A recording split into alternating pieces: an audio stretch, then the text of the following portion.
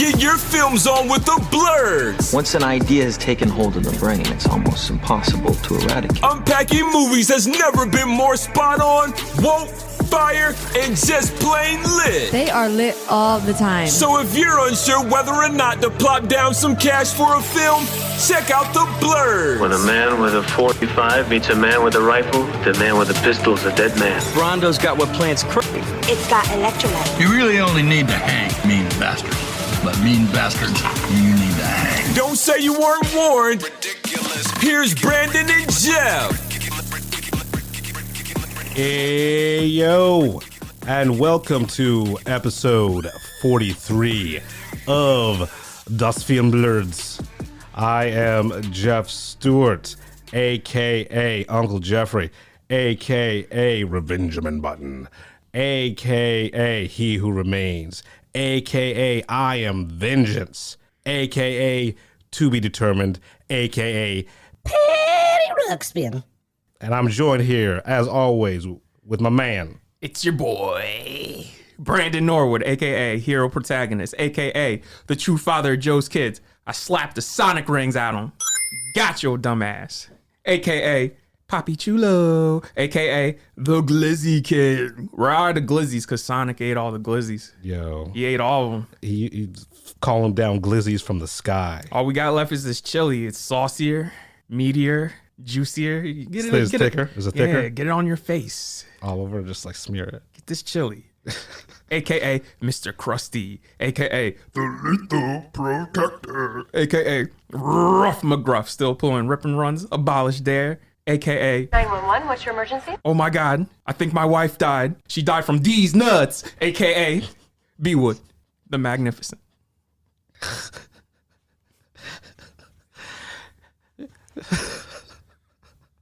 I can only imagine the court case. I imagine like the interrogation when the cops take him in and it's like,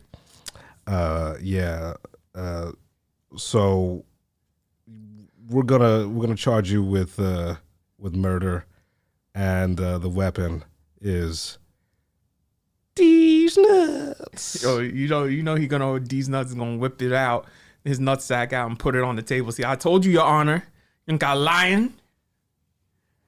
You ever see Van Wilder? I have never seen Van Wilder. Yeah, there's a bulldog in that has ginormous nuts. That's how. I mean, nuts they're are. like bulldogs have giant testicles. Yeah. That's why I don't fuck with bulldogs. Really? They just slobber too much. Otherwise, they cool. I guess. I mean, like I'm afraid of getting teabagged in my sleep. Oh yeah, that's true because the dogs do like to put their privates on. Yeah, when you right, sleep. exactly. Yeah, Yeah. yeah. All right. Well, let's get into before we do some cleanup. I will get into how they're gonna handle Umbrella Academy. It's a show I never watched, but I know Elliot Page is on, and Elliot's character was a woman before Elliot transitioned, and now that Elliot transitioned, Right. Going from I forget what the character's name, Vanya to Victor. Okay. So the character's transitioning also, Right, good, which I was like, oh, good, cool good for them. I mean, it's easier to do that sort of thing in a show like Umbrella Academy, which I happen to dig. It's not the best show, but it's enjoyable. But like, it's all about superpowers and shit like that, and like fucking time travel and different dimensions. So like, that's an easy fix, course correction. My thing is too, who cares? Even if it was just a regular drama, I'd be like, all right, sure, man. Yeah, Like, I just don't like Elliot Page as an actor. Nah, I like Elliot. Like Elliot's got some bangers under his belt. Like he's got a few, but like, all right, let me say I don't like Elliot in Umbrella Academy because he spent the first 2 seasons just fucking whining. I've never watched the show, so I can't tell you. So that's just me. So the Vanya/Victor character was the most annoying part of the Umbrella Academy, but he is also like the kind of the linchpin of the series. So, but yeah, good on them, I guess. You know what's funny is I was talking about this at the gala with like a lesbian couple of my age. They got engaged, and I was bringing up Inception because we were talking about Tenet because these two bitches love Tenet. Right. And why? Well, yeah, it was a whole conversation, and then I was like, yeah, but in in Inception, you have Elliot Page taking you through, and they're like, "Oh my God, you didn't misgender Elliot?" I was like, "Why would I?" They're like, "We're just surprised." I was like, "You bitches don't know me. Like, why would I?" Wait. What was it? Wait, Elliot Page was in Tenet? What? Yeah. Oh yeah. That's how much I remember that fucking movie. Movie's dope. Yeah. Well, yeah. I was just like, my point being is like, why the fuck are you so impressed? The shit is just, honestly, this shit is like secondhand to me. It's just right. Whatever I say and do ain't gonna change who they are. You know what I'm saying? Exactly. Like, why? And it has nothing to do with me personally. So, nigga, I don't know why these two bitches were impressed. I'm like, yeah, that's who he is now. Because they don't expect that kind of, thoughtfulness from a black man. Oh, why? Just because I'm ignorant don't mean I'm gonna fucking misgender somebody. That's fucking, come on, man. Just because you're ignorant doesn't mean you're an asshole. Yeah, fuck out of here, man. Come on, man. Anyways, so last week for some Morbius cleanup, we forgot to mention Morbius was at the end of Blade 1 in the original ending, because there's an original ending where Blade comes out of the pit with what's her face? Mbushi, right? What's her character's name? I don't know. It was like Sarah or Rachel or some shit like that. Some basic. Yeah, some shit like that. So she comes out with her, and they look over and they see a character in a trench coat with flowing hair. That was Morbius. Oh, all right. Which would have matched up Karen. with... Her name was Karen. Yeah, see. Black girl named Karen. I ain't good. So obviously she was supposed to be white. Anyway. And you know how that was back then. Yeah, it was like, just throw this. That was supposed to be Morbius, which would have lined up a Blade 2, because, Nomak was originally supposed to be Morbius. Yeah, man. Right. That's all Avi's fault, though, because Avi, he was selling the rights left and right to whoever wanted them, because that motherfucker loves money. Not to be... Hey, man, I mean, I ain't trying to be racist, do a racist stereotype, but the motherfucker loves money. Hey, look. I mean, that's why who don't love money. That's why he makes all the and bad fried chicken. Yeah, that's why he does all the bad decisions he does now, man. It's like, I don't know what to tell you, bro. He's a dumbass. That's why Kevin Feige's like, yo, I'm not working with him again, bro. And that's why, right? Because he was the one who was saying, he was like, you guys are kicking me off Marvel. This Marvel Cinematic Universe will never work. People will never buy this. And now he tried to do it with Spider-Man. That shit blew up right in his face.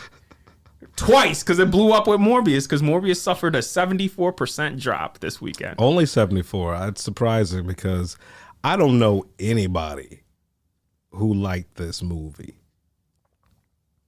My question is, what happens now with Kraven and all the other movies? Because Kraven's almost finished shooting. And then what's going to happen with all these other planned spinoffs? They're going to do what they've been doing, is they're just going to release it and just fucking hope for the best and course correct when they fucking see the receipts.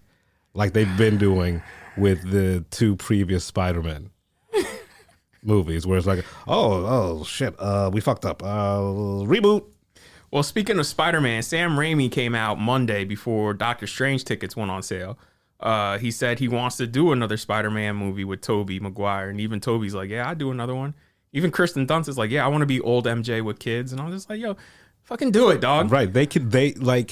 Far From Home.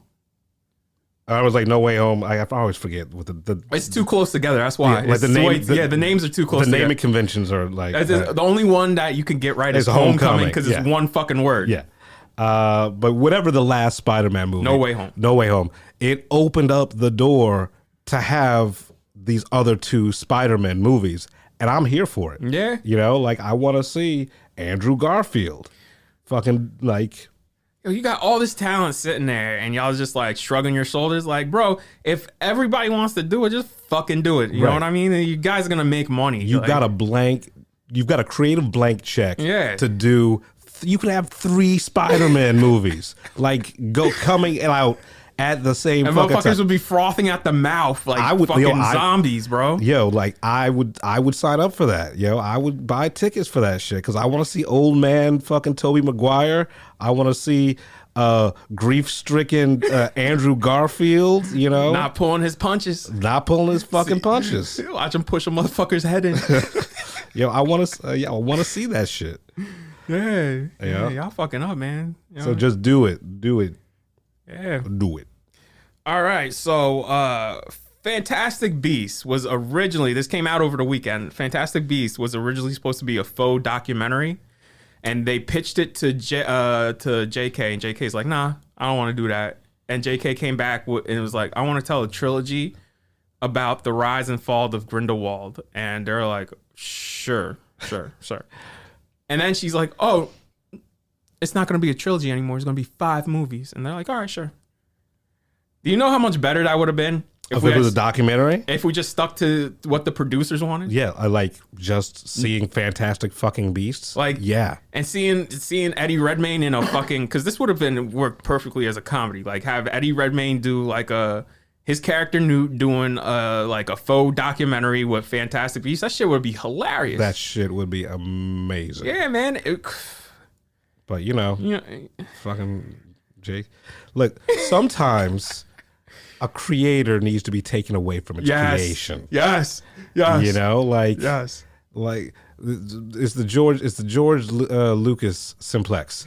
You know, like I love George. I love what he did for us with Star Wars. Yes. You know, the original trilogy. But they should have never gave that motherfucking money to do the prequels. You know what's sad? As bad as those prequels are, they're still better than the fucking sequels. Yeah. Like how bad is the second trilogy that it makes me appreciate the fucking nuance and artistry that went into fucking Jar Jar Binks? Fuck you. Yo, the sequel trilogy has one of my favorite movies of all time, and it's just because just the one movie just ruined it all. Like, yo, fucking, I don't care if people hate me.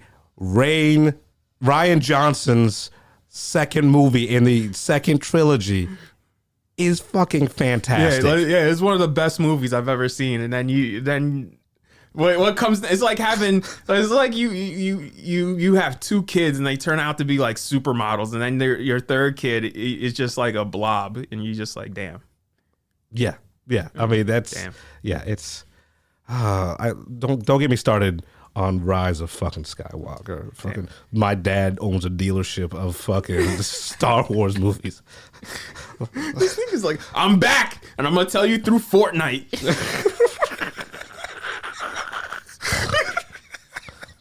I'm sorry, I'm not 12, so I missed the whole Emperor coming back. It was coming back from the Phantom Zone through Fortnite. Like I don't even fuck with Fortnite. I didn't even know that was that was how the grand unveiling. Yo, because you know how this says the message was sent out across the galaxy. That was literally a Fortnite event where like you see a giant shockwave, and then you hear the Emperor tells like a story for 2 minutes. The audience can't see my face just turn in disgust.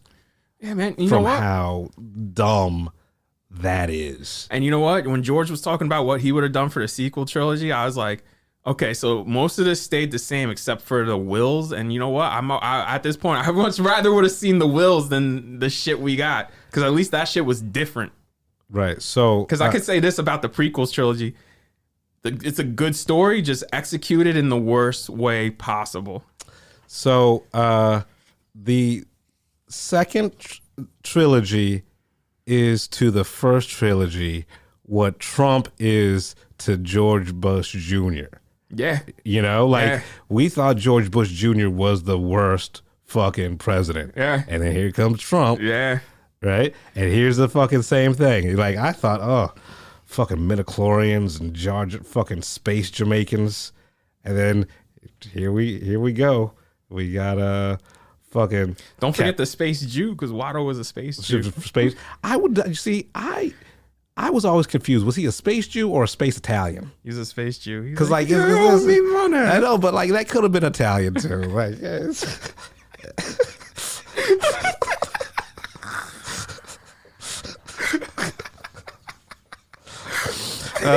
Just like the Jawas are definitely Mexican.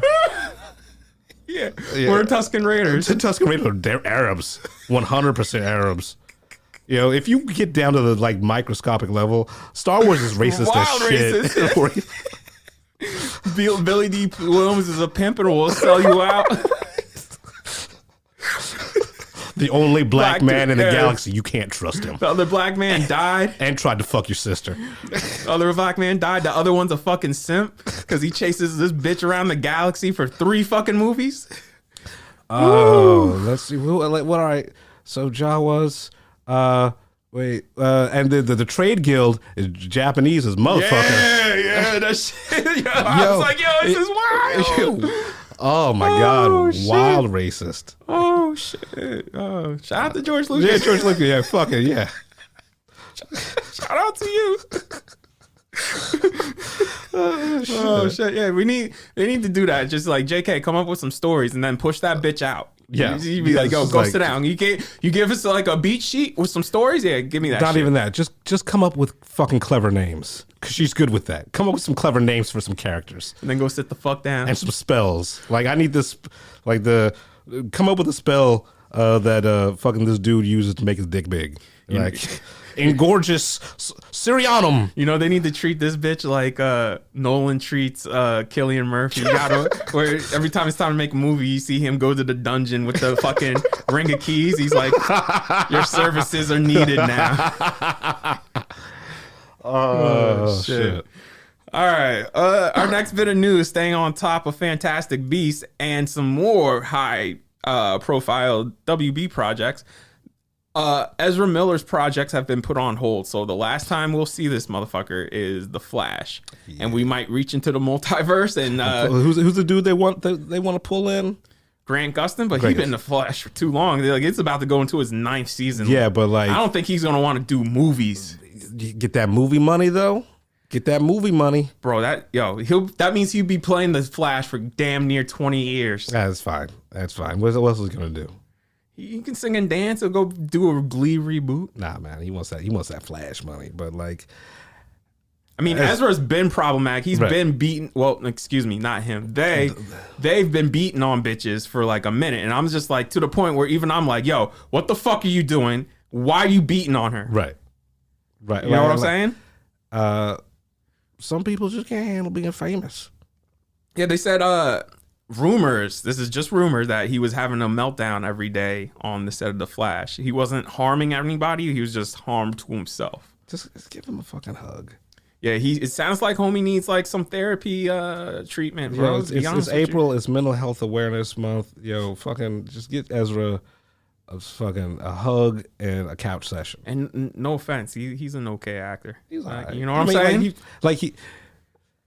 He's got 2 modes. He's got what I saw in the Justice League. You know, like the fucking just zany best friend, and he's got fucking. We need to talk about Kevin, the psycho. Yeah. You're right. So yeah, why are we holding on to him? Yeah, like I mean, fucking Fantastic Beast his character in Fantastic Beast is pretty much dead. We need to talk about Kevin with magic. Yeah, but spoiler for those of you. Oh yeah, I mean spoiler. He's on his way out anyway. Like he's barely alive. So I'm just like, yo, just right. And JK had an easy out. Like they could have just killed him in the first one. Yeah. Like it had an easy out there. I don't know why we had to bring him back. Because he does nothing for the second movie, and for the third movie, he literally is there for an info dump. And the battle and one battle for 2 characters emotional arc, and that's it. Right, but they could have gotten rid of that and they've still been fine now.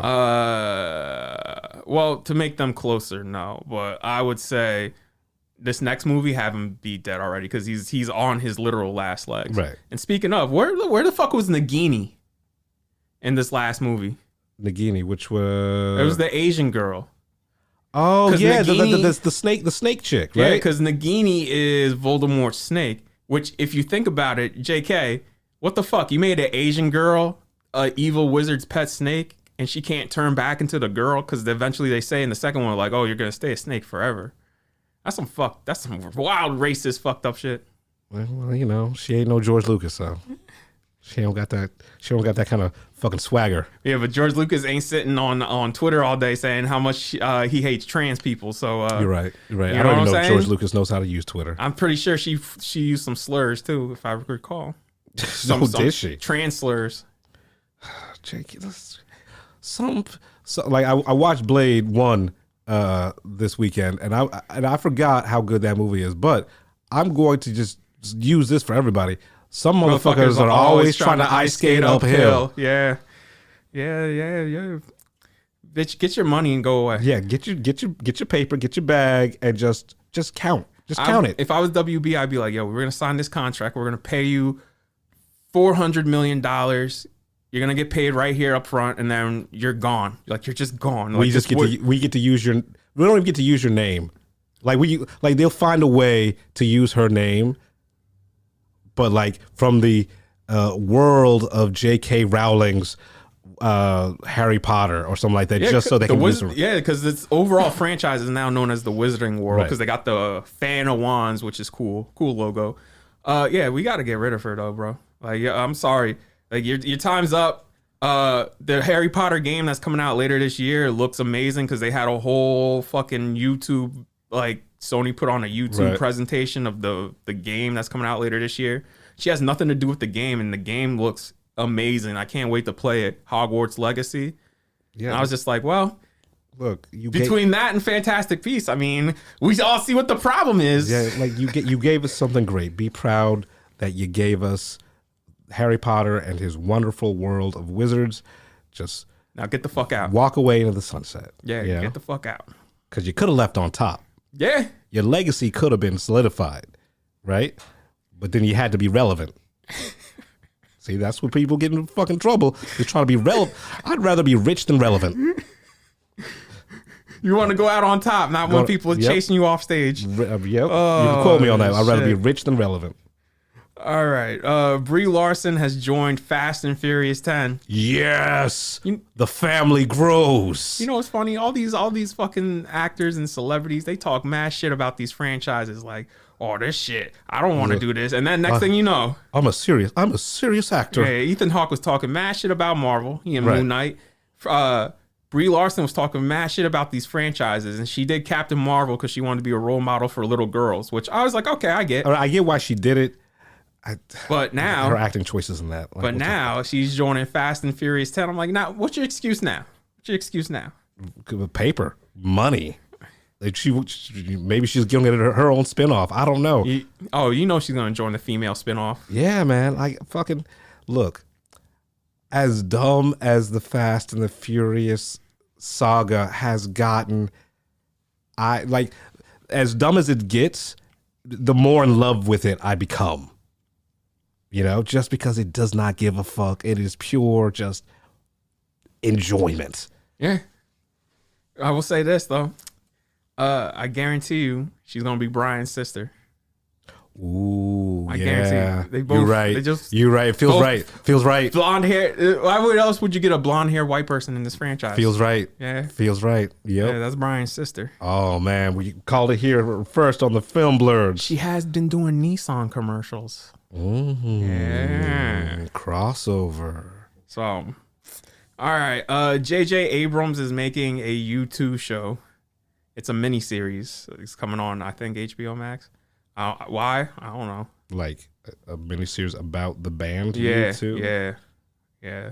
Okay. Yeah, that's what I'm saying. I was like, couldn't that just be a TV movie or a movie or a regular movie? I don't know why it needs a whole ass series. Yeah. Yeah, I don't know. Alright, well. Like Elvis ain't even getting a series. I'm motherfucking getting a movie. Yo, I saw the trailer for Elvis right in front of Amalance this weekend, and like I cannot wait for that fucking movie. Yeah, it's getting a Dolby Cinema release. Like, Yeah. I want that Atmos to make my eardrums bleed, bro. Yeah, man.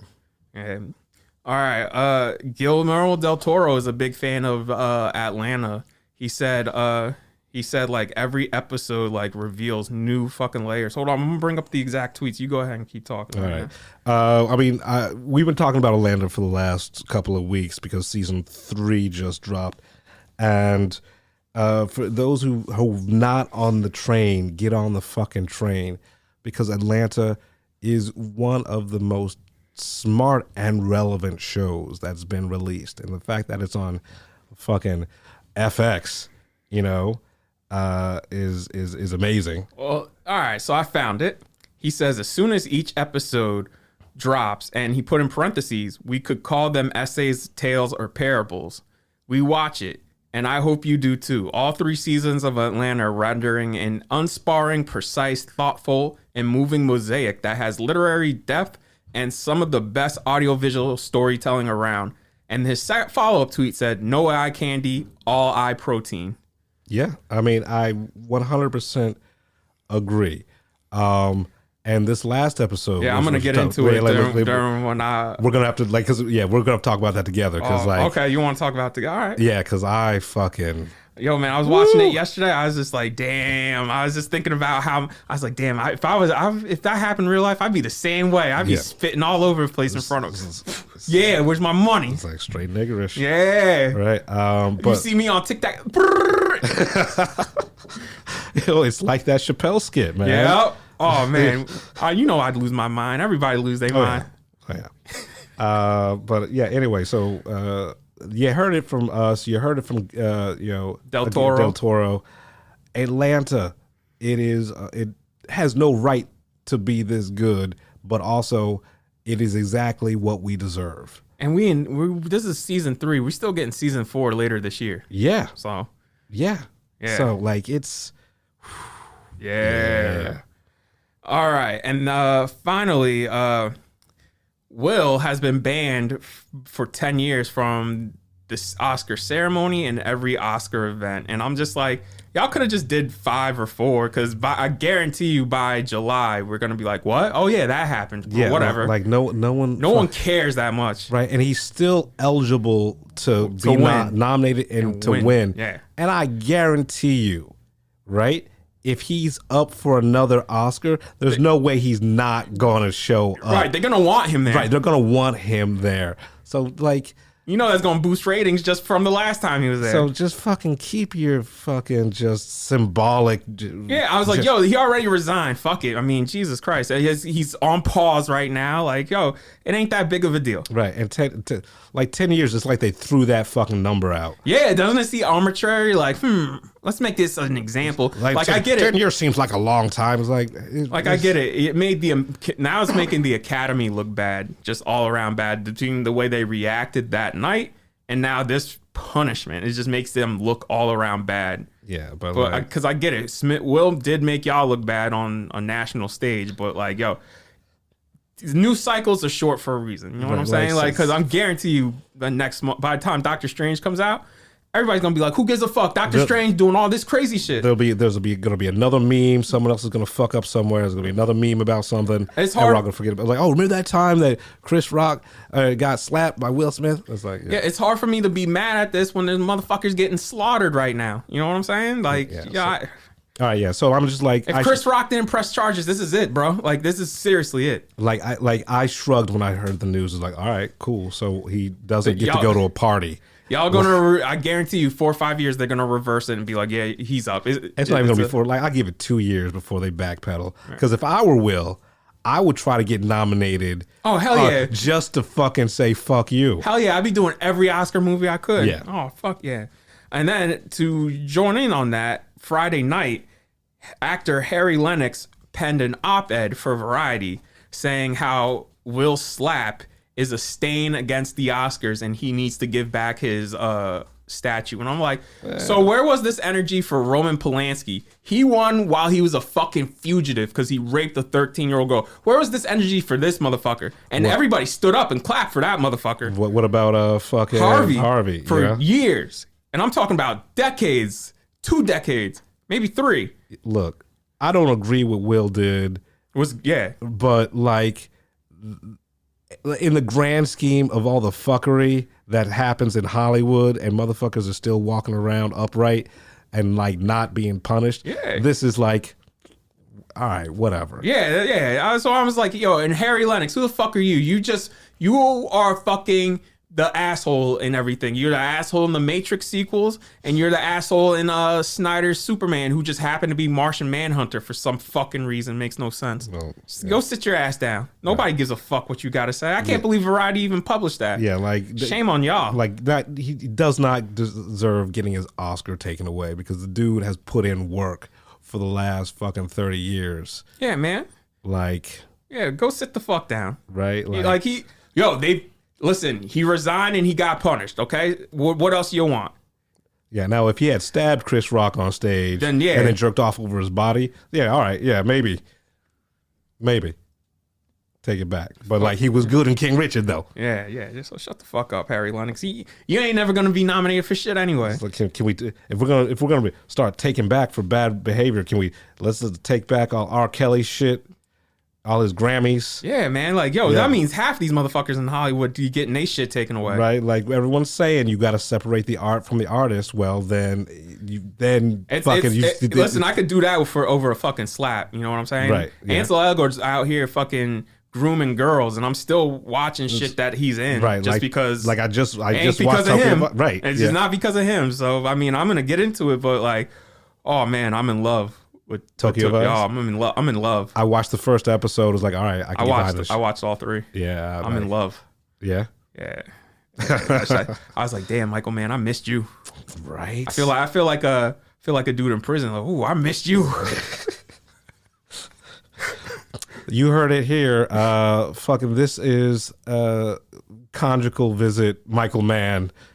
He's just like, oh baby. Oh, Michael Mann back? Give me the shiv. Give me some Vaseline.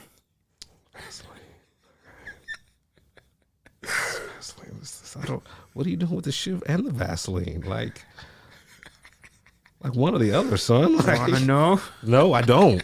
No, I don't. All right, Jeff. What have you watched lately? What you watching? What you watching? I said what you watching? What you watching? What are you watching? It's as if my viewing habits are like Nostradamus, all right? Because last week I watched for the first time Gigli. Oh, they got engaged? And then this week, fucking J-Lo and Ben Affleck get engaged once again. I had always heard how bad Gigli was, right? But I'm like, there's no way it could be that bad and that wrong-headed. And then I decided to watch Gigli, and it does live up to the bad hype.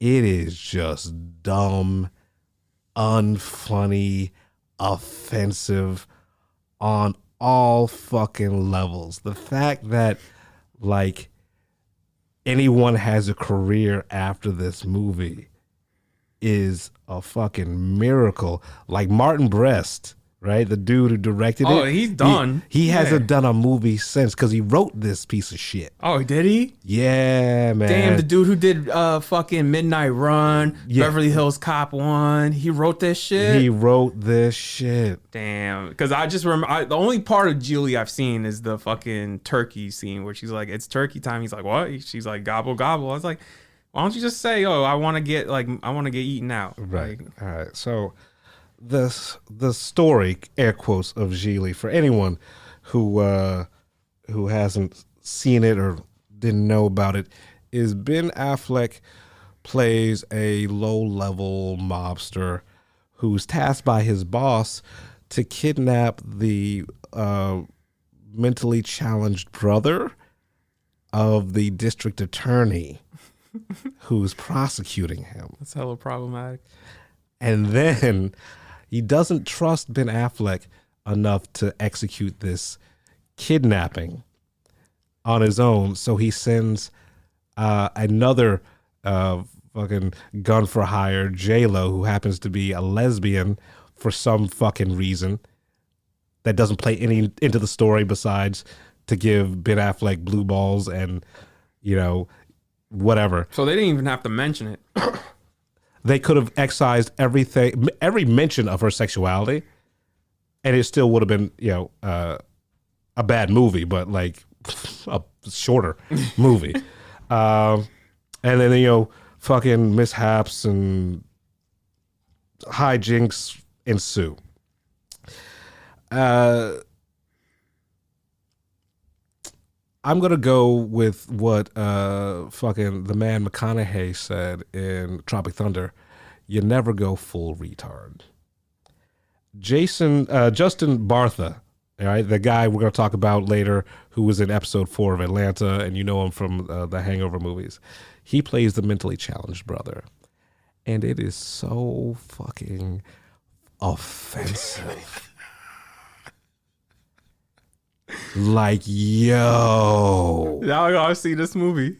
Yo. Because all he wants to, like, I don't know what he watched or how he studied to get someone who was, like, get the persona of someone who's autistic or whatever.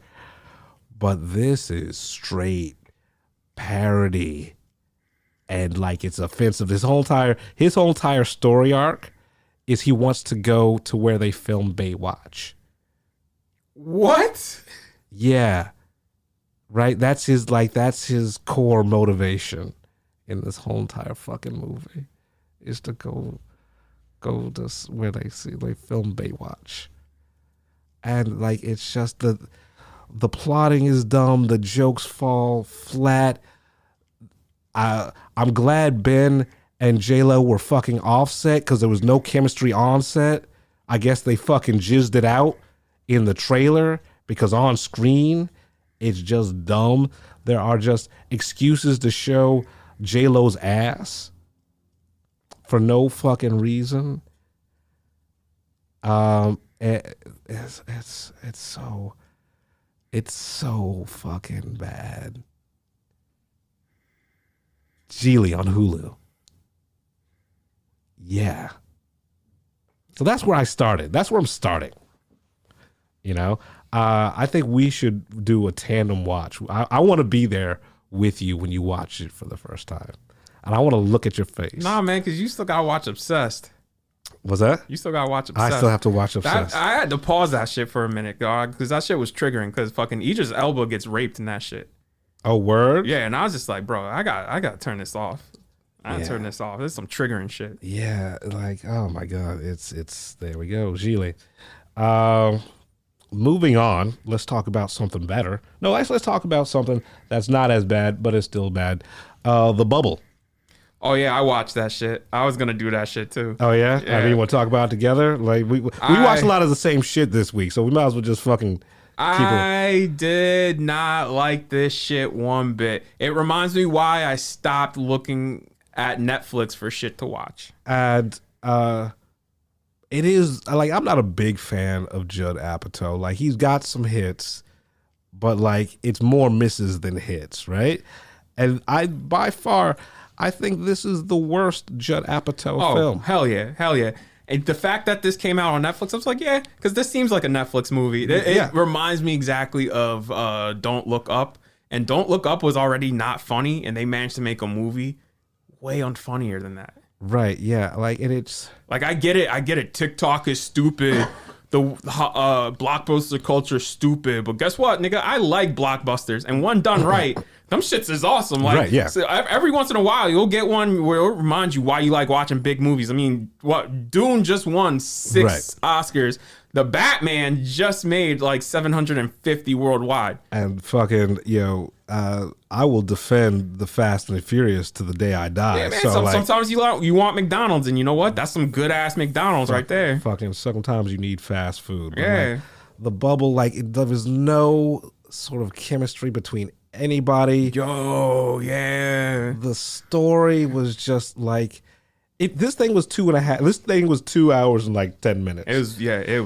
It was fucking 45 minutes too long. I want to say this: no comedy should be longer than an hour and 50 minutes. Yeah, and this is like I may have laughed like 3 times, but also I was taking some NyQuil, so it could have just been like the medicine. See, I stayed mostly dry this week, so almost everything I watched sober, and this was one I watched sober, and I stopped it. I was like, you know what, I'll come back, and then I finished it. Like, I'm gonna start judging movies on how many times I fall asleep and have to rewatch it. Yeah. Like this was a 3 snoozer. Yeah. Like, I fell asleep 3 times and had to restart this shit 3 times. Yeah. In various parts of this movie. And you had talented fucking people in it. You know, David Duchovny, Michael Keegan Key, fucking his wife, Leslie Mann. Leslie Mann, like, and no offense to Karen Gillian, but now it's become clear you are the perfect supporting actress, not a lead actress. Yeah. No offense. Yeah. Like, I was just like, Karen, you can't carry a movie. Yeah, and like, because between this and Gunpowder Milkshake, I'm just like, you work better in supporting roles. yeah. So, fucking even Pedro Pascal was. He was just there. He was just there. And then the Indian dude, there and horny. The Indian dude I've seen him in other shit, and he was hilarious. Yeah. And even in this, I was like, yo. Right. Yeah. Fucking. So, the bubble. Quick, fucking synopsis. Is during a pandemic, and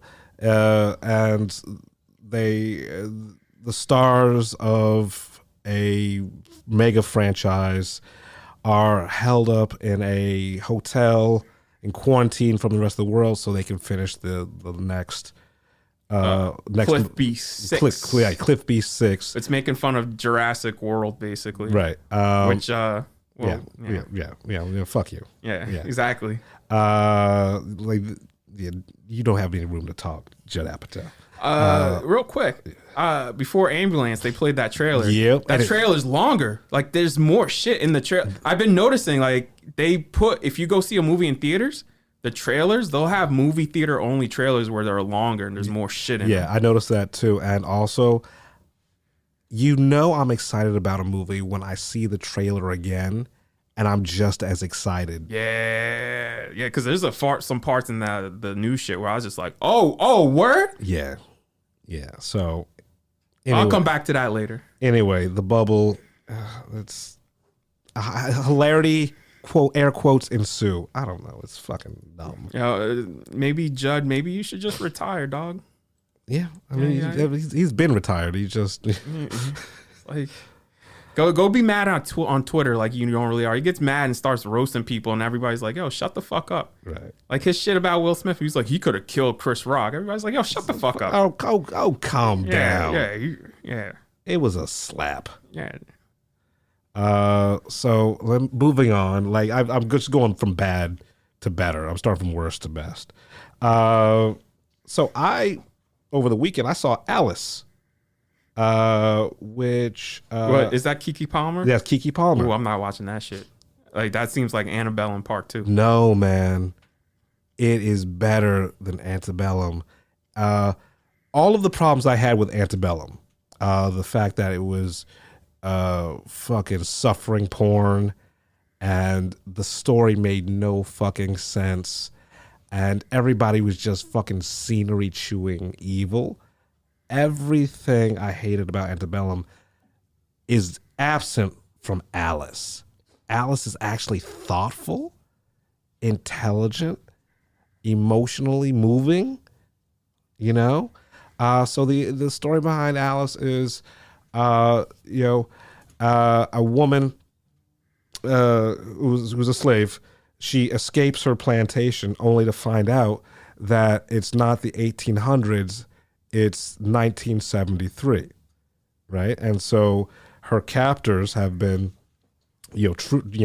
tricking her and her family for generations that slavery is still a thing, right?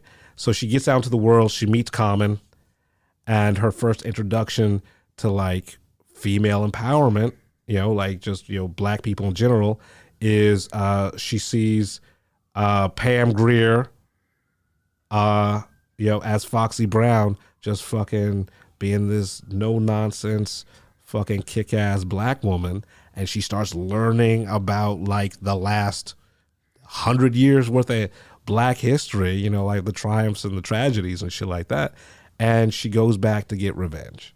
So it becomes a blaxploitation flick towards the end, but I'm here for it because it was just so thoughtful and intelligent, you know? Okay.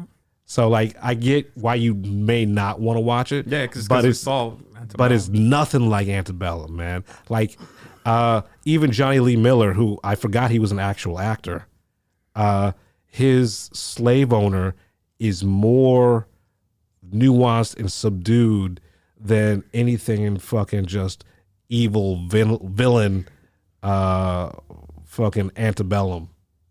Yeah, I'm good though. Yeah, you don't have to. You don't, like I said, you don't have to see it, but I think this washes the taste of Antebellum out of my mouth.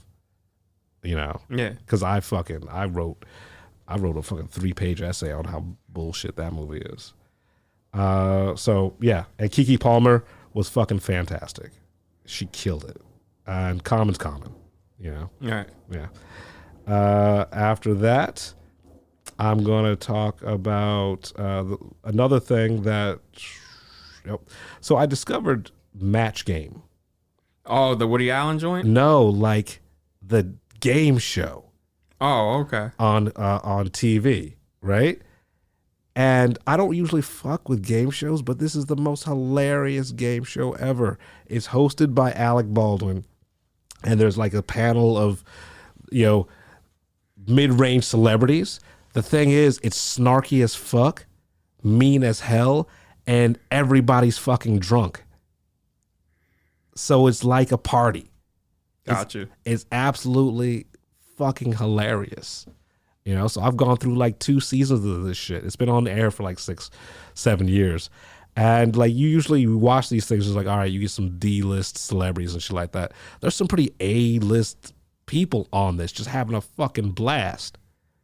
So fucking if you need just something to unwind with, nothing like serious, nothing narrative, just like I just want to enjoy myself, fucking watch Match Game. All right. Like Alec Baldwin is a fucking perfect game show host. Like right on the right side of like sleazy. Like not like he's snarky and you know he's flirtatious, but he's not like what was it, Richard Dawson rapey, which is top tier. Right, and I watched Blade 1. We talked about Blade 2 last week. Blade 1, after seeing it, is superior than Blade 2. I like how the director's title card is on Donald Logue getting head and making out with somebody at the same time. Yeah. Like I was like, yo, I personally would not have chose that shot, but you know, shout out to you, Stephen Norrington. And like in Stephen Norrington, like I know this came out right before The Matrix, and I don't know how much of the visual styling and the camera flourishes in Blade were like I don't know who influenced who. Wait, let's see which came out first, Blade or Dark City, because Dark City a lot of shit curved from too. Right, but like it's visually inventive, it's slick, it's for a comic book movie, an action movie, it's well acted. People were having fun. Like Wesley Snipes was having fun with that shit, So Blade 1, fucking watch it, but skip Blade Trinity because it's still a piece of shit. So Dark City came out in February 1998, and Blade 1 came out in August of 1998. So everybody was just on that bullshit, like, yo, we gonna put on some trench coats and shoot some people, and then like move the camera real slick. And then, unfortunately, 2 motherfuckers lost their minds right around the same time. Yeah, well, motherfuckers lose their mind, ruin it for everybody. Yeah, that's all it takes. Oh, let's talk about but before I forget, you want to talk about motherfuckers losing their mind? We didn't talk about that video you sent me. What video? The the Snyderverse. Let's save that for next week. Let's save that for next week. I did forget to talk about one thing at the top, Right, which was the Robert Eggers interview I sent you. I read that whole shit in like 2 minutes because it was so good. Right. That motherfucker has come out and said, he's like, yeah, I don't like that other interview I did where I fucking said I wasn't happy with the Northman. I am happy with the Northman. I promised Regency. The reason the Northman got made is because Regency wanted to make another movie with him, but they told him, "Can you do a commercial movie?" He's like, "I can try to make a Robert Eggers movie for other people." So that's the Northman, and the budget is not 90; it's 70. He said even though he didn't like the process of test screenings, it taught him a lot. It taught the studio editing the movie taught him a lot, but it's still his movie through and through. Right. He said what's coming out in theaters is his director's cut. I'm so glad. I'm so fucking glad. He says he wants to go back to doing a movie on the budget of The Witch before he, because he wants to alternate. He's like, I want to be like Spielberg, where I do a small one, then a big one. As he said, he definitely wasn't ready for The Northman. He said he probably should have built up to that budget. And some other news came out of that, which is he tried to get Nosferatu made now 2 times, and it imploded both times. So we're not going to get his Nosferatu? He says he's worked too much on it to just give up on it, but at this point, he's going to try one more time. So, yeah. Well, I mean, look, if the Northman does the numbers that everyone's anticipating it to do. Who's anticipating it for do numbers, dog? Me. Yeah, Jeff, I love you, bro, but you've been wrong on box office a lot. Yeah, I know I have. But, because I have hope that cinema will triumph. Dog, Ambulance made fucking 10 million this week. I don't know how that made fucking... It should have made so much more. I'm sorry, man. Like, I thought I was going to do at least 15. I was like, 15's a good start. And yeah, I mean, well, people aren't going to fucking movies. Like, I would... Well, we'll talk about a movie later in our main review that did make a fuck ton. So, all right. Well, kids. I feel fucking theater was packed. I don't know. And moving on, my last thing is we're going to do this jointly, and then we'll move into what you've watched. Atlanta episode 4. So it's basically reparations. And I want to say something. The first episode was prophetic. It was called 3 Slaps, and then Will Smith slapped Chris Rock. I'm hoping this is prophetic too, because I'm ready to find who owned my ancestors and get my fucking reparations. Look, all of this could have been avoided if you had given us our 40 acres and a goddamn mule. Yeah. And that's nothing. Yep. That's nothing. So Atlanta season 4, the main cast, like other episodes of Atlanta, is nowhere to be seen. I knew that. I'm not surprised just because what's Lakeith's name? Because Paperboy, and Lakeith's character, they all got kidnapped, dog. So I knew. I was like, ooh, I don't know. Yeah, hold on, wait. What is Lakeith's character's name? Yeah, see. So, but while Jeff looks that up, I want to say I was shocked that the redneck was back. Yeah. And again, dropping some truth bombs where I was sitting there and I was like, yo, he's blowing my mind right now. Because the first time I was just like, oh no, that's some deep shit that I never thought of. Like that's dope. But now this time I was just like, oh shit. Yeah, I had to watch that one scene 3 times because that was how fucking deep it was and truthful and fucking so goddamn truthful. It's like, and I love the end of it. The end of it is, I was like, this is one of my favorite final shots of anything ever. Yeah. I was like, yes, revenge, revenge.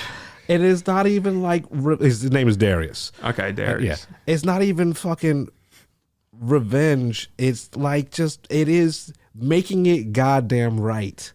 It's not even like, it's just making it just, tables have turned. Justice. And like that, that last shot where it's like, now it looks a little bit more fair. Now you know how it feels. Now it looks a little bit more fair. Oh boy, I love that with the song too. Yeah, LaFleur by I forget. Mimi Ripton. Yeah, but it's by her band she was in. I think it was Rotary Connection. Oh, okay. I mean, I don't know the band she was in, but like it was, as always, it's shot sublimely. Yeah. Yeah. Yo, I did not see what was going to happen with the redneck. No.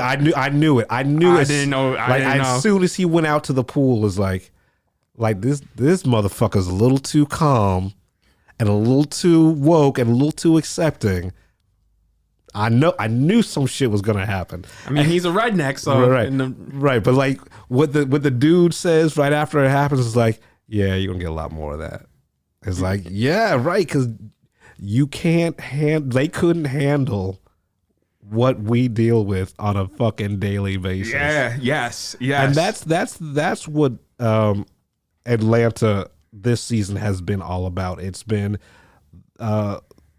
the white experience through the black lens, and like it's tables turn. Tables fucking turn. Like tables turn quickly, and all every episode so far where you're just like, oh shit. Like the name of the game is fucking escalation. Like it escalates quick in these episodes. They got no time to fuck around because they got a story to tell. So like I said, from the beginning, top of the show, we're talking about it now. Watch fucking Atlanta. You will not regret it. It is weird, wonderful, woke, and like all the W fucking words. Wonderful. Yeah. Yeah. All right. So what have you been watching, my man? I'm gonna start off with again Moon Knight because I'm really loving Moon Knight, and it really picks up in episode 2. Episode 2, everything's starting to come together. Ethan Hawke and Oscar Isaac, we're getting them now every episode together, and it's hero versus villain in a way that I'm just like, you would never think to do it like this. So even though they're together, there's still the conflict there. You're like, oh, Ethan Hawke might kill him any second, but the reason why he does it makes sense. His character motivation makes sense. The way they're building up to what how they're gonna have the big battle, I was just like, the way they're doing this is smart. So Marvel has actually put out something good. Yeah, man, and like I said, the only thing that bothers me is the cinematography because it's just that standard Marvel. Right. But otherwise, like now I see why Oscar Isaac was like, "Yo, I'm doing it," and then he went up to Ethan Hawke was like, "Yo, you want to do this?" And Ethan's like, "Okay, sure," because I like working with you. And then Ethan's like, "Oh shit!" So now I see why they signed on. Because like this second episode, man, it's just I wasn't expecting that, and the way they're handling DID. Because that's what he suffers from. It's not schizophrenia is different from the dissociative identity disorder. Yeah, it's different. If people think it's the same thing. It's not at all. The way they're handling DID, I was like, oh, this is crazy. This is well written. It's good. It doesn't feel exploitative. You know what I mean? But it's not also pandering. You know what I mean? I haven't. It's just part of the character. I haven't jumped on to Moon Knight yet. I just haven't had the time, but like I think I'm gonna carve out a couple of hours today and jump on because you have been fucking championing this since the first episode, and we were both sort of like they might fuck this up, but the fact that you're on board is like, okay, listen, man. For the most part, these Marvel shows have been better than the movies, which is not good because you're asking us to go to the theaters and pay for shit that's not as good than what we get week by week on Disney Plus. I don't know, man. They brought in the girl from Rami who plays Rami's sister. Okay, she's Oscar Isaac's wife because one of his personalities, Mark Spector, that's the main personality, but we just get to know in this episode, is married to her, and now she's starting to see like, oh, this motherfucker has DID, but she knows he can transform into Moon Knight. That's what's crazy about it. She's like, yo, Mark, put on the suit, and she's like, what? And it's the other dude, it's Steven, and he's like, what? And he's like, put on the suit. So like, there comes a time where he's like, all right, put on the suit, and he puts on it literally makes him a suit with the Moon Knight mask. I gotta watch this shit. I was just like, oh, that's awesome. He's like, this shit. Float like the character, so Steven, the personality, such a herb that he goes, float like a butterfly, sting like a V. My name's Steven with the V. And I was just like, I like that. That's corny as fuck because that's what a Herb would say. This is fucking telling dad jokes as a superhero. I love it. Yeah. So, Moon Knight, man. God damn, I can't wait to see how this wraps up. We're getting episode 3. Because we're halfway through now. Because once episode 3 drops, that's halfway through. So we're only doing 6 episodes. Yeah. All right. I'm saying, man, like more shows need to do this. Like 6 episode seasons, more killer, no filler. That's how the British TV shows do it. Yeah, because that's Luther, man. Yeah, that's Luther. That's like most of them. Like Sherlock. I was watching this comedy called Bloods the other day, and it's like fucking 6 episodes out. I want to say real quick too, AMC, you guys got to get your shit together with your app because every time Marvel movies go on sale, nobody can use the app. Like Fandango you can, but Fandango you can't get the convenience fee waived because they, for some reason, they won't register your Stubs shit. And then like the only place that works properly is Alamo Drafthouse because they got that shit. How does a smaller company have better IT and servers than a chain corporation? Because they have to care. Drafthouse has to care because they need every fucking cent. They can't afford to like have a bad review. What are you not going to go to AMC?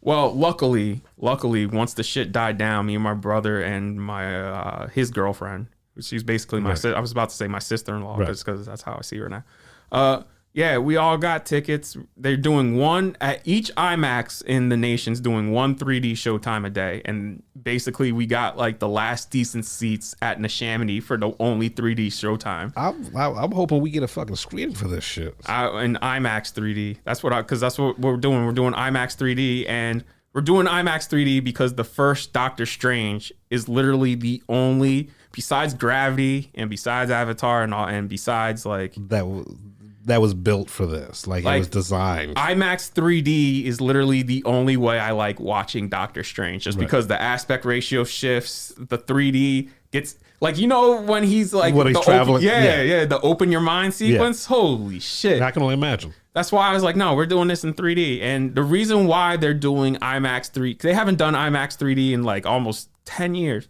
So the reason why they're doing IMAX 3D again is because allegedly the trailer, they want to show off the trailers for Thor Love and Thunder in 3D. Okay. And this is what's going to premiere in front of Doctor Strange. We're going to get the premiere of Avatar 2. Oh. So that's why they're doing a 3. Shit. But my thing is, why don't do 2 3D showtimes and then just have the rest 2D? Like you could afford, the movie's only 2 hours. You can afford to do 2. Right. Which I'm glad because the first Doctor Strange was less than 2 hours. So I'm glad this is not too much longer. Yeah. I mean, I miss the days of straight 2 hour movies. Yes. All right. So moving on from Moon Knight, I finally finished, what's it called? Star Trek Discovery. Okay. It's a lot more the Star Trek I don't like, you know, the fucking diplomatic shit. But, it's basically an allegory about the pandemic. And I was just like, you know, sure. I was like, I don't hate it, but whatever. Look, I know we can't get away from talking about the pandemic, but at least can we talk, like at least come up with interesting ways to broach the subject. So if Star Trek Discovery is approaching it, you know, smarter than just, you know, a Zoom conference and masks, I'm good for it. You know, now they just announced, now that this is done, they just announced, because they already renewed it, because when they renewed season 2 for Picard, they renewed it for season 3. They announced season 3 is going to be it, and everybody who's in the next generation's coming back. Yeah, I saw that the other day. I was like, wait, why is it ending with season 3? Well, I don't know. Maybe the story they have to tell is told after 3 seasons, which I'm not mad at, man. Like, fucking let's... It makes me scared, man. I'm like, yo, is Patrick Stewart okay? No, he's fine. He's fine. But you know Patrick Stewart, like he's probably fucking signed up to do Shakespeare in the Park or something like that for 3 years. He's whimsical. Oh man, you know, like he gets bored. He's so awesome he gets bored. I just got scared for him, and I'm like, oh man, I hope my man is okay. Nah, he's fine. Him and Ian McKellen are just gonna go fucking fight dragons somewhere. All right, well, I'll get into now Tokyo Vice. The first 3 episodes, like that first episode, you could tell that is Michael Mann through and through. And I was just like, God damn, did I miss Michael Mann? I was just like, yo, This is basically Miami Vice in Tokyo, and instead of both of them being cops, only one of them is a cop. Yeah, I love the first episode. I didn't watch the other two, but like, yeah, it hits. The reason why they put all 3 episodes up is because they don't really come together until the 3rd episode. So that's why they put all 3 up. Right. And like this movie, it's like watching a 3-hour movie with act breaks, if that makes sense. Okay, yeah. That's why that's why people are like, how can you guys watch TV but then like get upset about a 3-hour movie? I was like, because TV it has act breaks. Like that one episode has a beginning, middle, and end, even if it's part of a continuous arc. And you could stop at any point. Like sometimes after a movie, you just kind of want it to be over, man. Because and like some stories don't need to be long. And the difference between serialized TV, like, you know, a series and a movie is they can take their time to tell the story. Yeah. Right. Yeah. You know, it is fucking TV is for storytellers. Yeah. You know? Yeah. So Tokyo Vice, I can't recommend it enough. Go watch it right now. Anyway, so moving on to movies, I didn't really watch that many movies just because I've been playing the Uncharted. I beat Uncharted 2 and I'm almost done with Uncharted 3. And playing these games, I'm just like, yeah. Goddamn. Y'all needed another $50 million to make a good movie and a better script. They fucked up, man. Because like the script is right there. Yeah. The script for Uncharted is in the fucking 4 video games. All you got to do is take 3, rewrite it a little bit, and that could have been your fucking movie. Yeah. So. Fucking. All right. So yeah, half the stuff I did watch, like Criterion, they have a mad shit on the Criterion channel. Like I'm trying to catch up on Criterion. Like they have a whole blaxploitation shit. Oh, word? So I'm gonna get into that in a little bit, but they have a whole section for Jackie Chan. They have 5 of his movies up, and 3 of them I haven't seen. So I watched one called Half a Loaf of Kung Fu. It is what it is. This is Jackie Chan. Like the action's good because it's Jackie Chan, but like it is what it is. Right. Like the only part I got hyped up was when they were fighting. They're like, oh no, the Wu-Tang Clan is coming and they're gonna be hard to beat. And I was like, yeah. Because as we all know, Wu-Tang Clan ain't nothing to fuck with. Yeah. So I'm gonna give his other movies up there a chance. Moving on, I watched a new movie that dropped over the weekend on Amazon Prime called All the Old Knives. Yo, that looked interesting. How is it? It's good. It is observe and report spy shit, not like James Bond spy shit. But I love observe and report spy shit. I'm not saying that's bad. No, I'm just like, I'm not saying. I'm just like, I love that shit. Oh, yeah. So I like, so basically the whole movie is an interrogation between 2 lovers. Oh, right. And what flash, and you get, as they tell each other the story, is flashbacks to fill each other in on what they missed when they weren't together. Oh man, I love that real spycraft shit. Yeah. Just motherfuckers just trying to get information. Oh man, the end is heartbreaking. All right. I want to break your heart. All right, I want to watch that shit before someone ruins it for me. All right, so we talked about The Bubble.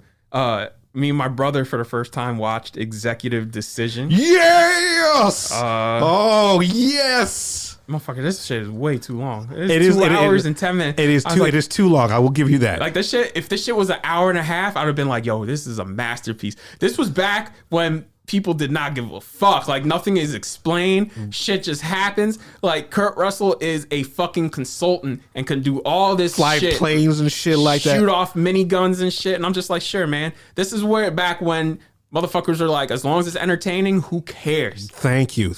Executive fucking Decision. Steven Seagal is second build and dies 20 minutes in. I was just like, oh shit. I'm sorry if you haven't seen this. Like Frank's throwing up his hands. Like Executive Decision is 25 years old, man. This shit came out in 96, bro.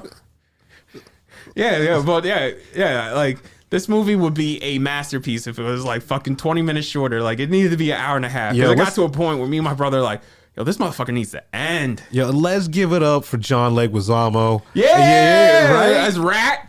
Fucking. Yeah, he was awesome. Yo, everybody was hitting fucking Oliver Platt. Yeah. Joe Morton. Yeah, this movie has some motherfuckers in it. Right? Halle Berry. Yo, the action in it is brutal. Like, Felicity Huffman's in it as a stewardess, and she gets thrown down, and we were like, yo, they're showing a woman getting like thrown down like that. I was like, what the fuck? And then she ends up dying. I'm like, bro, I was like, yo. 90s action did not give a fuck about your feelings. Yeah. Executive decision. I would have loved it if it was this fucking short. I will give you it did need to be shorter, but like when it hit, it fucking hit. All right, so let's move into a blaxploitation movie I watched. It's called Beyond Blaxploitation. Okay. I've never seen it. Shaft's big score. It's the second Shaft movie ever. I loved it. It's fun. It's of course. I'll say this. It's like It's like a lot of these sequels. It's never gonna be the first, but it's still a good sequel. Like this movie gets a bad rap. It's more action packed. It's more of an action movie. Was like the first one's like a detective noir. This one's like Shaft as a superhero, basicly. Like action. How many Shaft movies were there? There were 3. 3. It's like the last one, Shaft Goes to Africa, right? Shaft in Africa, because the original Shaft. This is the second movie, and the original second movie was supposed to be Shaft Among the Jews, and they didn't want to do that one. So was that the actual title? Yes, Shaft Among the Jews. Okay, and they published the book. He published it as a book. So he's like, all right, well, I got Shaft's big score. And they're like, all right, we'll do that one. And like, basically, every Shaft, there's like 7 Shaft books. They've only done the first 2. First one, which is Shaft, and now the third book, which is Shaft's big score. Right. Shaft in Africa is not. It's not. Yeah, because Ernest Tidyman originally wrote Shaft as a white guy. And then they were looking for more blaxploitation, so he's like, "All right, well, I'll just change him to black." And like, he wrote the first 2 movies, so to hear that, like, because in the first 10 minutes, Shaft says some shit that had me like clutching my pearls. I was like, I even wouldn't say that. I was like, man, that's a little. You went too far, my man. You know what he says? After his best friend gets blown up, because that's the inciting incident. His best friend gets blown up. A black cop comes up to him and is like, so what were you and your friend talking about? He's like, nothing. My friend told me not to talk to black honkies with flat feet. And I was like, oh, sir. I was like, oh. Okay. It's my stars and garters. I was like, oh. Yeah, man, damn. Like, I forgot. Like, you could get away with some gangster shit. Like, there's the bad guy of the movie has a girlfriend that he treats her horribly because, you know, she's like tired of his shit. Right. And like he starts to like say, he's like, bitch, and just keeps backhanding her. I was just like, sir. I was like, sir. Like the way he backhands her like 3 times. I'm like, sir. 70s, baby. I was like, Jesus Christ. Things were different in the 70s. Yeah. So Shaft's big score. I'm probably gonna watch it again because that shit is hard. But they got a lot of I'm getting through all these blaxploitation movies now. Like Beyond. If you have the Criterion channel, right? There's a channel on there called Beyond Blaxploitation. Watch with me. All right. Also on Criterion channel, I wanted to switch it up. So for the first time, I watched how do you say this nigga's name? Ingmar Bergman. Yeah. His movie Persona. I've never seen Persona. Yeah. Persona, I see where David Lynch got his style from. I see where, what's that dude's name? Robert Altman got his style from. Right. The fucking penis gag from Fight Club came from this. Okay. Yeah. So Persona is a movie I've been thinking about. I don't know. There's a lot of ways to dissect it, but like, there's no time to. Like, this Persona's like an actual episode where we just do it freestyle. Let's do it. Like that. It's just that is its own episode. I mean, I'll watch it this week. Let's do it. We'll save that. All right.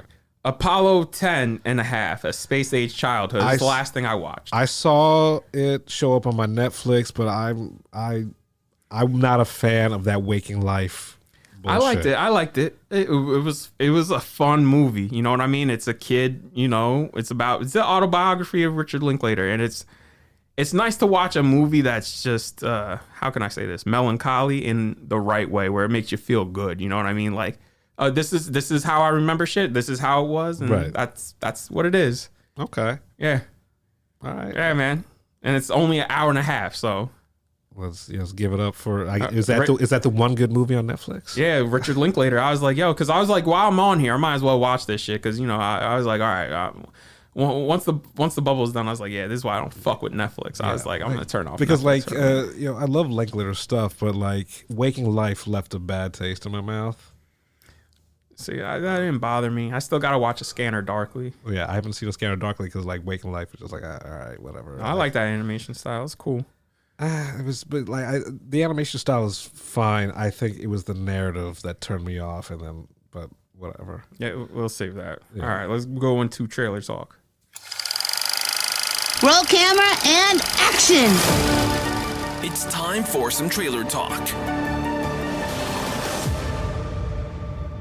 Okay, so Marcel the Shell with Shoes On is getting a full-length movie, and goddamn, did this trailer almost make me cry. The trailer is fucking whimsical, wonderful, and fucking like it tugged on your heartstrings as like, how am I getting this much emotion out of a fucking trailer? This might be one of the best movies of the year. I mean, It might be. It very well might be. If you're not familiar with Marcel the The Shell Shell. with Shoes On, it's based on that YouTube clip that came out, what, like 6 years ago, 7 years ago? Yeah. And it's exactly what it is. It's a talking shell that is a child, Yeah. just talking about life and everything like that, and like the things around it. And they made a full feature length movie about him trying to find His family. And it's like, oh god damn it. Yeah, like, yo, see what I mean? See, this is where I'm telling you where people say kids entertainment's bullshit. I'm like, no. No, See? if you treat animation like it's not a valid art form, then you get bullshit, right? But animation is can bring out as much complex emotions as any regular, fucking film. Yeah, so that's all I gotta say about it, other than Jurassic World Dominion. Like, I'm still blown away by that trailer. That shit. That's Like, good. Yo, stop tricking me, guys. Like, put the full shit on YouTube. Like, I get it. You want to save some shit for the theater, but yo, honestly though, this is what Colin Trevorrow should have wanted to do from the beginning. They should have let him, because like this seems a lot for one movie. You know what I'm saying? It feels. Y'all should have let him do his whole trilogy like he wanted to. Spielberg. Well, they didn't have faith in him. You gotta keep going back to the fucking park. No. Yo, Jurassic Park 3 literally ends with the fucking pterodactyl. So that makes sense why he wanted to start the shit with literally Jurassic World. Right. Like, goddamn, now we saved this for the last movie, and I'm just like, this might be a little too much. This seems like another trilogy in itself. I mean, we don't know what the running time of this is. It might be fucking 3 hours. I'm down. Yeah, I'm I'm down. fucking dinosaurs, man. You had me at dinosaurs. Like, the action in the shit looks elite, too. Yeah. All right, so let's move into our main review. And now, the moment you've been waiting for. The Film Blurbs feature film review. All right, so Jeff's a big Michael Bay fan, and I'm gonna let Jeff take the wheel. I did see Ambulance. I'll let Jeff take the wheel, though. All right, so Ambulance is a movie that proves that Michael Bay knows action. Like, he knows pacing. Well, for the most part. I mean, it went a little long, but like, it is. If you saw Six Underground, it's not Six Underground. It's a movie so bad even Netflix is like, yeah, we're not making these sequels. Right. Michael Bay, for what it is, has put out like some really some bangers. Like Bad Boys, The Rock, Armageddon. And Bad Boys 2. And he's been known to be problematic. Yes. In his movies. I mean, some of the jokes work, some of them are just really offensive. But the man knows how to blow some shit up. And in Ambulance, he's toned down the problematic aspects of it, has toned up the action and explosions, and he's given us probably what is not my favorite Michael Bay movie, but probably one of the best Michael Bay movies there ever has been. I'll just jump in real quick and say I agree with you. I think this is the best Michael Bay film. The drones kind of made me a little queasy, and I'm just blown away that this cost $40 million and Snake Eyes cost $80. Right. Like, this is a bigger movie with much more action. So this is probably the best car chase movie or sequence that you've seen in the last 20 years? Because everything was fucking practical. Well, since Fury Road. Since Fury Road. Okay, I'll give you since Fury Road. And it's nonstop, action-packed all the way through. It does not let up. And the car chases, the explosions, the vehicular fucking mayhem is amazing.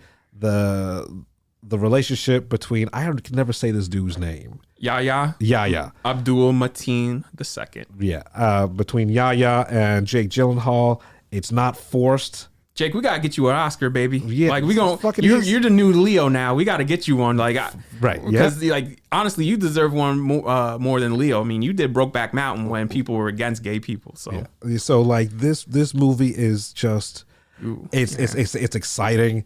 It's fun. It's funny though too. It's funny, and like it's not like that forced Michael Bay. Let's throw a joke in here. Funny. It's in the script. It's in the script, right? It comes from the characters. And I really, really fucking dig this movie, and the fact that Michael Bay made a $40 million movie is amazing to me.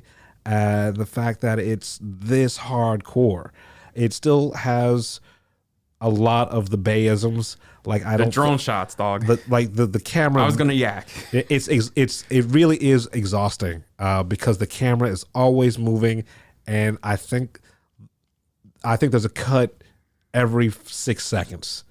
I fell asleep at one point. I was just tired, dog. Yeah, no, like it's like I get it. It's like, long. I was exhausted just because it just fucking comes at you full fucking freight, but it's well acted. The action is amazing. The story it's interesting enough. Can I just say, Michael Bay treats a gay couple in this with more respect than Michael Patrick King, who's actually gay, in a cultural landmark that is Sex and the City. That's crazy. Yeah, that's fucking crazy. Like the fact that this is like I'm not gonna call this woke, but it's less problematic than most of Michael Bay's other fucking movies. Definitely less problematic than all of the Transformers movies. Like I love Michael Bay just because he knows what his lane is, right? I love serious Michael Bay. I love dumb Michael Bay, except for Six Underground, which is horrible. But this, like I said, this is probably the best Michael Bay movie. It is the right tone, is the right balance between his best inclinations and like, I can't even explain it, but I dug it. I dug the fucking movie. Ambulance. Only other thing I will say, because this is Jeff's review, is now I kind of wish I saw it in IMAX. I'm mad I didn't see it in IMAX. Yeah, this is a big movie, and I'm going to throw this out there for the whole entire world, whoever's listening. I'm going to campaign for Michael Bay to get the next Fast and the Furious movie. Well, it's Justin Lin for these last two, so it has to be like a spinoff or something. Yeah, I don't care, but he needs to be in the Fast. I know which one franchise. He should do. Which one he should? Roman and Tej. Yes. Oh yes. Yeah. So let's make this happen. Let's give Michael Bay a Fast and the Furious movie because this seemed like an audition piece for it. All right, so let's move into Sonic the Hedgehog 2.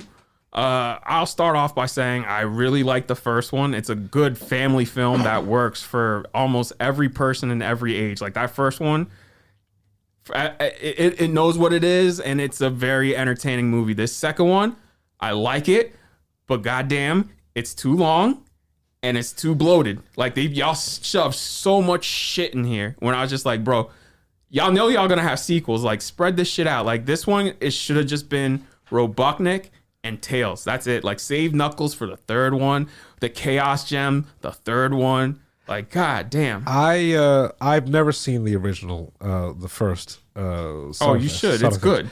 Well, yeah, you keep on saying that. Everyone keeps on saying it, and it's just I just haven't. So I walked into this one totally clean, and I actually really enjoyed this. But I'm a sucker for like movies about friendship. Yo, and you know what, man? That's the thing that I really loved about this, and then I'll watch it again over and over once it comes to Paramount Plus and Hulu and shit like that. Just because I love Tails. Like Tails is so. I was just like, man, this kid is adorable. I wish I could adopt this little nigga. Like, right? Yeah, like Tails was great. Yeah. Like the family relationship between like the Sonic's human family. James Marsden and Tika Sumpter. Yeah. I loved that. I love that shit. Homegirl from Insecure. She was Natasha Rothwell. She was hilarious in this one. Yeah, I mean, it's not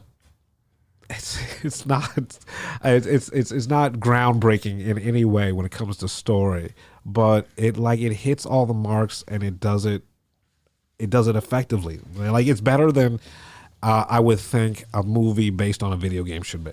Yeah, this one and the last one, these are like the only good video game movies. Yeah, like I love the voice acting. Yeah, shout out to Idris Elba. Like, yo, every time Knuckles came on screen, I was like, yo, Sonic, run, it's a wrap for you, dog. Like, yo, he power bombed him the first time. I was like, bro, after that, you should just be running. But he kept fighting him head on. Like it was fun, and it's not just for kids, like it's a kids movie, but like a lot of these kid movies, they just kind of phone it in.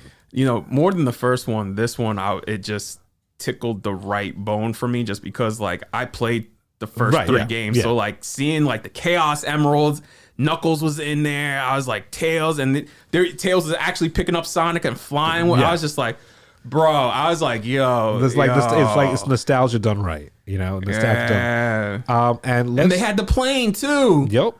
And let's give it a shout out to fucking Jim Carrey. Oh, killing it as Robotnik. Killing it. Bro, he has a scene in the first one where I was dying. Everybody was dying. Everybody who watches that scene, and you'll know which scene I'm talking about in the first one. Talk about the first one? You'll know when you see it in the first one where everybody who's seen it just dies. You'll know what I'm talking about. All right, I'm gonna that's on the list for this week. But yeah, I really enjoyed Sonic 2, and especially since I haven't seen the first one, that's saying something because it wasn't much for me to catch up.